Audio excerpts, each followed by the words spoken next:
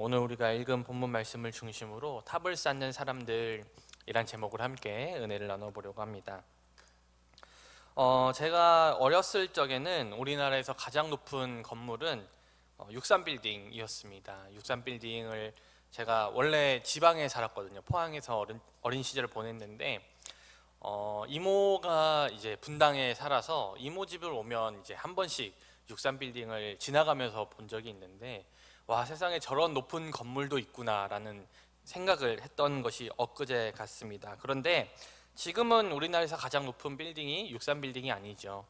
바로 잠실에 있는 롯데타워가 우리나라에서 가장 높은 빌딩이자 세계에서 5번째로 높은 빌딩입니다. 롯데타워는 저에게 참 의미가 깊은 건물입니다. 왜냐하면 제가 아내와 데이트를 많이 그곳에서 했기 때문이에요. 아내가 잠실에 살았거든요. 그래서 데이트를 할 때마다 제가 잠실로 가서 아내가 다니던 교회 차를 주차해 놓고 롯데타워에서 데이트를 했던 기억이 많이 있습니다. 뿐만 아니라 제가 아내에게 프로포즈를 하던 날 롯데타워 81층에 있는 프렌치 레스토랑에서 제 전 재산을 털어서 아내와 함께 식사를 했던 기억이 있습니다. 물론 그곳에서 제공되는 식사도 굉장히 맛있었어요. 맛있고 굉장히 환상적이었지만 더 그곳에서 기억이 좋았던 것은 음식보다도 그 야경, 그리고 노을 지는 그 서울의 풍경들, 높은 곳에서 바라보는 그 풍경은 정말로 환상적이었습니다. 그 가격에 이 음식을 먹을 수 있다라는 게 그 음식뿐만 아니라 야경까지, 그 풍경까지 포함됐다 생각하면 그 돈이 아깝지 않을 정도였습니다. 물론 프로포즈 한 다음에 이제 그 다음에 또 순서가 있었거든요. 다음 순서가 너무 늦어가지고 제가 아내를 부랴부랴 좀 데리고 나가서 좀 아쉬운 점도 있지만, 지금도 그곳에서 식사를 한 것만큼 절대로 후회하지 않을 만한 선택은 없었다라고 생각을 합니다. 지금이야 많은 사람들이 사랑하는 건물이 되었지만 그 롯데타워가 처음 건설될 때에는 정말 말도 많고 탈도 많았습니다. 수많은 언론에서 금방이라도 롯데타워가 무너져서 대재앙이 초래할 것처럼 이야기를 했었습니다. 하지만 결국 롯데타워는 서울 전역을 넘어서 날씨가 좋은 날에는 경기도에서도 보이는 아주 잠실과 서울의 시그니처 마크가 되었습니다. 여러분들은 롯데타워와 같은 초고층 빌딩, 이러한 빌딩을 한자어로 뭐라고 부르는지 혹시 아십니까? 바로 마천루라는 말로 부릅니다. 마천루라는 단어는 하늘을 찌를 듯이 솟아있는 아주 높은 고층 건물을 말하는데, 이 마천루는 한자의 뜻은 하늘을 긁는 다락이라는 뜻을 가지고 있습니다. 건물이 너무 높아서 마치 하늘을 긁는 듯하다라는 표현으로 사용하고 있는 말이죠. 재밌는 사실은 영어의 표현으로 초고층 빌딩을 일컫는 용어인 스카이 스크래퍼 역시 건물이 너무 높아서 마치 하늘을 긁어내는 듯하다라는 뜻으로 만들어진 단어라는 사실입니다. 한자와 영어가 다른데 마치 비슷한 뜻을 가지고 있는 것 같습니다. 그 이유는 이 두 단어의 어원이 바로 같은 사건에서 비롯되었기 때문입니다. 그것이 바로 오늘 우리가 함께 읽은 이 바벨탑 사건이에요. 하나님께서는 홍수 이후에 노아에게 생육하고 번성하라고 말했습니다. 노아의 후손들은 그 하나님의 약속에 따라서 이 땅에 충만하게 번성하였습니다. 하지만 시간이 지나고 사람들이 점차 많아지고 그 후손들이 점차 시간이 흘러갈 때마다 하나님을 또다시 잃어버리고 하나님의 말과 하나님의 약속을 거역하는 사람들이 늘어나기 시작했습니다. 그리고 그 결과 사람들은 바벨탑을 건설하기로 마음을 모았습니다. 오늘 말씀을 자세히 살펴보면 하나님께서는 바벨탑을 세우는 이들을 흩어놓으십니다. 이것으로 보았을 때 하나님께서는 이 바벨탑을 세우려는 사람들의 이 시도를 좋게 보지 않으셨음이 분명합니다. 그렇다면 왜 하나님께서는 이러한 시도를 좋게 보지 않으셨을까요? 사실 그들이 탑을 세우려는 그 시도 자체가 잘못된 것은 아니었어요. 왜냐하면 이 세상의 모든 지혜와 지식이 하나님으로부터 나왔다는 사실을 기억한다면 그 탑을 세우기 위한 건축 기술 자체도 하나님으로부터 나왔음이 분명하기 때문입니다. 만일 탑을 세우는 그 행위 자체가 잘못되었다면 그리스도인들은 지금도 건축과 관련된 일을 해서는 안 될 것입니다. 하지만 탑을 세우는 그 시도 자체가 잘못된 일이 아니기 때문에 그리스도인들은 건축과 관련된 일을 자유롭게 할 자격이 있습니다. 분명 이들이 탑을 세우려는 이 시도 자체가 잘못된 것은 아니었습니다. 그런데 그들이 가졌던 문제가 뭐냐면 탑을 세우려는 명분이 문제였어요. 오늘 말씀을 보면 그들이 탑을 세우는 데는 두 가지 명분이 있었습니다. 첫 번째는 바로 진보된 방식으로 벽돌을 구워내는 신기술을 찾아냈다는 거예요. 이들은 자신들이 발견한 이 신기술을 가지고 대도시를 만들고 싶었습니다. 여기까지는 문제가 되지 않죠. 새로운 기술로 많은 사람들에게 유익을 주는 것, 이것은 우리가 일터에서 추구해야 될 우리의 올바른 동기이기 때문입니다. 하지만 이 바벨탑 프로젝트에는 두 번째 의도가 있었어요. 그리고 그 문제는 바로 이 두 번째 의도에서 발생합니다. 혹시 우리 앞에 창세기 11장 4절 말씀 좀 띄워주실 수 있을까요? 네, 11장 4절 말씀 우리 함께 읽어보겠습니다. 시작. 자, 또 말하되 자 성읍과 탑을 건설하여 그 탑 꼭대기를 하늘에 닿게 하여 우리 이름을 내고 온 지면에 흩어짐을 면하자 하였더니 아멘. 이들이 탑을 건설하기 위한 명분으로 내세운 이 한 문장, 이 4절의 한 문장에는 하나님을 대적하는 많은 요소들이 담겨 있었습니다. 첫 번째로 그들은 탑을 하늘에 닿을 만큼 높이 쌓자라고 말하였습니다. 이것은 바벨탑을 통하여서 자신들의 부와 권력을 과시하며 그것들을 통하여 하나님과 같은 위치에 서고자 하는 인간의 욕망을 나타냅니다. 얼마 전 유튜브를 통해서 홍익대학교 건축학과 교수인 유현준 교수, 혹시 아세요? 유현준 교수님? 요즘 인터넷에서 또 TV에서 많이 나오시는 분이죠. 이 유현준 교수님께서 재밌는 이야기를 하는 걸 좀 듣게 되었습니다. 유현준 교수는 예로부터 사람들은 권력을 과시하기 위해서 높은 건물을 쌓아 올렸다라고 주장합니다. 그리고 그렇게 말할 수 있는 두 가지 근거를 드는데, 첫 번째는 높은 곳에서 내려다보는 시선 때문이고, 또 다른 이유는 바로 위치 에너지 때문이다 라고 말합니다. 위치 에너지란 같은 무게를 가진 물건이라 할지라도 더 높은 곳에 있을수록 많은 에너지를 가진다라는 이야기죠. 우리가 예를 들어서 어떤 물건을 던질 때 아파트 5층에서 던지는 것과 10층에서 던지는 게 같은 물건이라 하더라도 그 파괴력이 다르다는 걸 생각해 볼 때 이 위치 에너지를 좀 잘 이해할 수 있을 것 같습니다. 높이가 더 높을수록, 그리고 물건의 부피나 질량이 클수록 더 많은 에너지를 가진다는 게 바로 위치 에너지인데, 여기서 중요한 것은 그 물건이 높은 위치로 가서 에너지를 가지기 위해서는 누군가는 동일한 에너지를 사용해서 그것을 그 위치까지 올려놓아야 한다는 것이죠. 고인돌을 한번 생각해 보시기 바랍니다. 고인돌은요, 커다란 돌을 높은 곳에 올려놓은 형태를 가지고 있습니다. 그것을 올려놓기 위해서는 엄청난 에너지가 필요하겠죠. 그렇기에 기술이 발달하지 못했던 고대 사회에서는 수많은 사람들이 고인돌을 건설하기 위해서 동원되었습니다. 그리고 고인돌을 가질 수 있었던 사람들은 그러한 노동력을 동원할 수 있는 권력을 가진 사람들이었습니다. 이집트의 피라미드도 그러하고요, 중국의 만리장성도 마찬가지입니다. 과거에는 내가 이만큼 노동력을 동원할 수 있는 사람이라는 것을 아주 높은 건물을 통해서 과시하였습니다. 그렇다면 지금은 무엇을 과시하기 위해 높은 건물을 건축할까요? 바로 기술과 돈입니다. 과거와 달리 초고층 빌딩은 개인이 아니라 기업이나 국가에서 건설하는 경우가 대부분이죠. 그렇다면 어떤 기업 혹은 국가가 세계에서 손꼽히는 높은 건물을 건축한다는 것은 우리에게 그것을 건축할 만한 돈도 있고 기술도 있다는 것을 다른 사람에게 과시하기 위한 용도라는 것이죠. 그래서 사람들은 누구보다 높은 곳에 도달하고자 하는 욕망이 있습니다. 누구보다 높은 건물을 쌓고자 하는 욕망은 지금도 세계 최고층 빌딩을 짓고자 하는 시도로 나타나고 있습니다. 바벨탑 이후에도 높은 건물을 통해 자신을 과시하고자 하고 자신을 드러내고자 하고 하나님의 위치에 자신을 올려놓고자 하는 그 시도는 여전히 사라지지 않고 있습니다.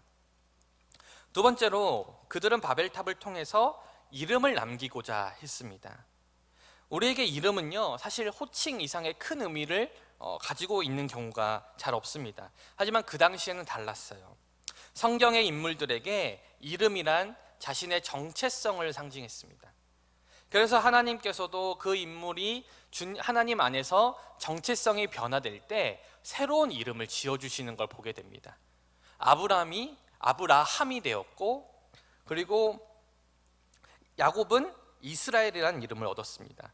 그러니 성경의 언어로 이름을 낸다라는 것은 자신의 정체성을 세운다라는 뜻을 가지고 있습니다. 그러니 사실 이 사람들이 세우고자 했던 것은 바벨탑이 아니라 자신들의 정체성이었습니다. 하지만 자신들의 일과 그 결과물을 통해서 자신의 정체성을 세우려는 시도는 비단 바벨탑을 세우는 이 시대에만 있었던 것이 아니죠. 지금 이 시대에도 만연하게 벌어지는 일들입니다. 우리의 인간의 마음에는 일과 일을 통한 성취 그리고 이익들을 통해서 나의 삶의 의미를 찾고 나의 삶의 정체성을 찾고자 하는 시도들이 여전히 많이 벌어지고 있습니다. 그래서 이제는 자신의 이름이나 자신의 정체성이 자신 스스로가 아니라 내가 뭘 하는지, 내가 어떤 직함을 가지고 있는지가 나의 정체성이 되는 경우가 많이 있습니다. 그래서 사람들은 자신을 소개할 때도 자신의 이름보다도 자신의 직함을 먼저 얘기하는 경우가 많이 있습니다. 예를 들어서 이렇죠. 안녕하세요, 대한민국 대통령 윤석열입니다. 안녕하세요, 무슨 기업의 대표 누구입니다. 이렇게 자신의 이름보다 자신의 직함을 앞세우는 언어적인 습관만 보더라도 사람들은 기본적으로 무엇을 더 중요시하는지, 그리고 무엇이 자신의 정체성으로 삼고 있는지 우리는 명확히 알 수 있습니다. 이러한 성향은 사회적인 일을 하는 사람에게만 해당되는 게 아니죠. 육아를 담당하는 부모들은 자신의 자녀를 잘 키움으로써 자신의 정체성을 확립하고자 합니다. 그래서 아이가 원하는 것이 아니라 자신이 원하는 것을 아이에게 강요하기도 하죠. 정말 아이를 사랑한다면 아이가 원하는 대로 해줘야 되지만 이 아이를 통해 나의 정체성을 찾기 원하는 그 마음 때문에 때로는 아이에게 과도한 짐을 부여하기도 한다는 것입니다. 그리고 마지막으로 이 바벨탑을 쌓던 사람들은 바벨탑을 통해 흩어짐을 면하자라고 말하고 있습니다. 이것은 생육하고 번성하여서 땅에 충만하라는 그 하나님의 명령을 정면으로 대적하는 행위였습니다. 자신의 일과 성취를 다른 사람들에게 과시하고 그것으로 하나님처럼 되고자 하는 시도들, 또한 일과 성취를 자신의 정체성으로 삼고자 하는 시도는 결코 하나님의 말씀과 양립할 수 없으며 결국 하나님을 대적하게 만듭니다. 그러니 그들은 자신들이 가진 기술력과 재능을 하나님과 이웃을 섬기기 위해 사용하지 아니하고 높은 탑을 쌓아서 하나님을 대적하기 위해 자신의 이름을 내고 자신의 정체성을 세우기 위해 사용하였습니다. 하지만 안타깝게도 이들이 품었던 원대한 포부는 실현되지 못하였습니다. 결과적으로 하나님께서는 이들의 언어를 혼잡하게 하셔서 분열을 일으키시고 흩어지게 만드셨습니다. 특별히 하나님께서 이들을 흩으실 때 그들이 건설하던 바벨탑을 무너뜨리거나 사람을 치시지 아니하고 언어를 혼잡하게 하셨다는 사실은 우리에게 시사하는 바가 큽니다. 올바르지 못한 동기로 임하는 일의 결과가 결국에는 분열이라는 것을 우리에게 알려주기 때문이죠.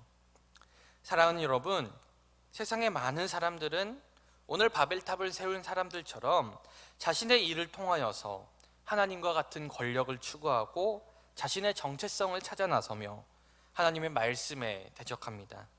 하지만 오늘 하나님께서 그들의 언어를 혼잡하게 하셔서 그들을 흩으셨듯이 스스로 중요한 존재가 되려는 교만은 필연적으로 경쟁과 분열, 갈등을 초래할 수밖에 없습니다.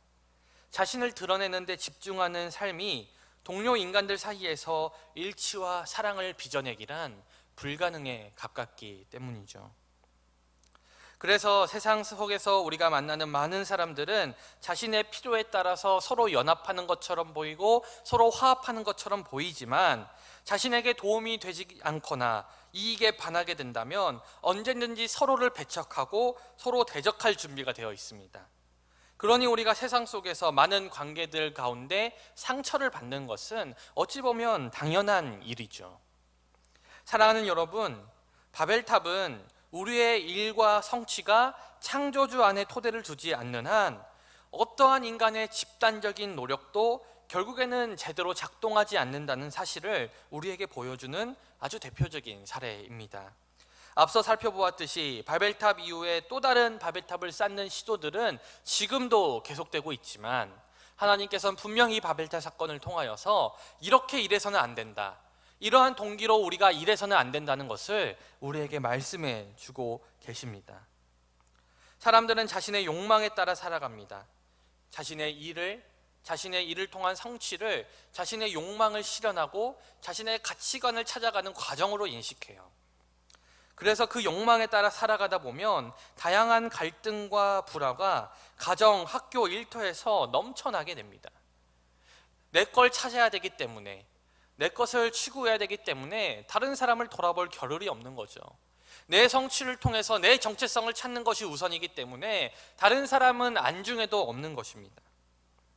그리고 이 모든 것은 자신의 올바른 정체성을 찾지 못하여 결국 일에서 정체성을 찾으려는 시도에서 바로 시작됩니다.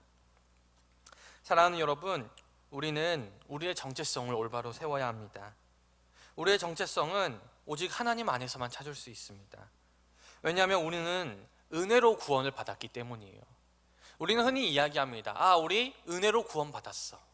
구원은 은혜로 받은 거야. 많이 들어왔고 많이 익숙한 말이지만 사실 정작 우리는 이 말이 뜻하는 게 무엇인지 깊게 이해하지 못하고 있습니다. 여러분, 구원을 은혜로 받았다는 말은 우리의 어떠한 정체성도 우리의 행위와 우리의 성취로 결정되지 않는다는 걸 의미합니다. 내가 어떤 행동을 해서 하나님께서 기뻐하시지 않는다는 것을 의미합니다.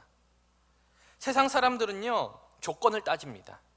조건을 따져서 너는 이거 있으니까 사랑받을 만하다. 너는 이거 갖고 있으니까 쓸만하다 라고 이야기해요. 하지만 우리가 은혜로 구원을 받았다는 것은 그러한 조건으로 구원을 받았다는 게 아니라는 것을 말합니다. 하나님께서는 너가 뭘 가졌니? 어떤 재능을 가졌니? 너가 뭘 이뤘니? 어떻게 나에게 영광을 돌렸니를 바라보는 것이 아니라 그냥 여러분들의 존재 자체를 바라보신다는 거예요. 우리가 태어나기 전부터, 우리가 뭔가 하기 전부터 여러분들을 선택하시고 구원해 주셨습니다. 그게 바로 은혜로 구원을 받았다는 말의 진짜 의미입니다. 은혜로 구원을 받은 사람은요, 더 이상 무엇인가를 통해서 자신을 증명하려는 시도를 하지 않습니다.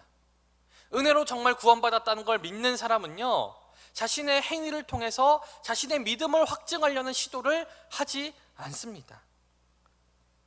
애초에 우리는 사랑받을 만한 자격이 없는 사람들이었지만 하나님께서 사랑하신다 말씀하시니 우리는 사랑받을 만한 사람이 되었기 때문입니다. 나의 어떠한 능력, 어떠한 시도도 나를 증명할 수 있는 도구는 아무것도 없습니다. 그것이 우리가 은혜로 구원을 받았다는 말의 진짜 의미입니다. 구원이 은혜라면, 그리고 하나님의 사랑이 인간적인 노력이 아니라 하나님으로부터 거저오는 것이라면 우리는 더 이상 멋지고 훌륭한 일을 통해서 우리의 정체성을 찾으려는 시도를 하지 않아도 됩니다. 우리의 정체성은 이미 하나님께서 찾아주셨기 때문이죠. 저는 우리 청년들이 이를 통해서 내가 무언가 증명해야겠다, 무언가 보여줘야겠다, 다른 사람들에게 내가 누군지 알려야겠다, 이러한 의도로 일을 하지 않기를 소망합니다.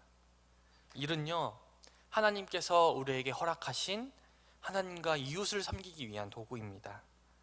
물론 세상은 말할 거예요. 여러분들의 일을 통해서, 여러분들의 성취를 통해서 증명해야 된다고, 그걸 통해서 너가 평가받고 그걸 통해서 너의 가치가 정해진다고 이야기합니다. 그렇게 가치를 실제로 매기고도 있습니다. 하지만 그러한 세상 속에 살면서도, 여전히 바벨탑을 세우려는 시도가 끊이지 않는 이 세상 속에 살아가면서도 우리는 마음의 중심을 잘 잡고 하나님과 이웃을 섬기기 위해 일을 해야 합니다. 만약 우리가 우리의 마음의 중심을 잡지 않는다면 우리조차 어느새 탑을 쌓는 그러한 사람들이 되고 말 것이기 때문입니다. 사랑하는 여러분, 이번 수련회에 오신 분도 있고 오시지 못한 분도 계시겠지만 세상 속에서 일과 영성을 실천한다는 것, 세상 속에서 내가 하나님과 이웃을 섬기기 위해 일한다는 것 결코 쉬운 일이 아닙니다. 당연한 일이에요. 쉬운 게 아닌 게 당연합니다. 세상 사람들은 바벨탑을 쌓고 있기 때문이죠. 하지만 그 안에서도 우리는 중심을 잡아야 합니다. 우리의 가치관을 세우고 우리의 중심을 잡아서 내가 하는 일이 나를 위한 것이 아니라 하나님과 이웃을 섬기기 위한 일이 될 수 있도록 우리는 늘 마음에 새기고 노력을 해야 합니다. 우리 사랑하는 청년들, 부디 우리의 정체성을 잘 깨닫고 하나님과 이웃을 섬기기 위해 자유롭게 일하시는 여러분 되시기를, 그래야 해서 일 안에서 참된 자유와 기쁨을 누리시기를 주님의 이름으로 간절히 축원드립니다.